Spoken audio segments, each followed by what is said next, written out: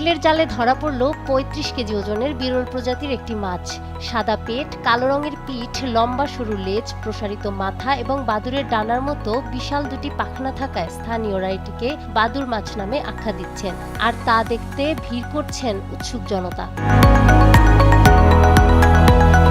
১ foot দৈর্ঘ্য ও প্রস্থ, ২ foot লম্বা লেজ বিশিষ্ট মাছটি পটুয়াখালীর কুয়াকাটার বঙ্গোপসাগরের পায়রা বন্দর সংলগ্ন সাগরে ধরা পড়ে। শনিবার দুপুরে পটুয়াখালীর আলিপুর মৎস্য আড়তে বিক্রির জন্য আনা হয়। মাছটি ২০০ টাকা কেজি দরে ৬,৭০০ টাকায় কিনে নেন ব্যবসায়ী ইউসুফ কোম্পানি। এলাকায় এ মাছের চাহিদা না থাকায় ঢাকার বাজারে বিক্রি করা হবে বলে জানান তারা। আমরা সাগরে গেছিলাম, এই ৩৫০ কিলোমিটার পরে যাইয়া গোবিন পানি থেকে যাইয়া মাছটা ধরছি, আনন্দ করে খাইছি।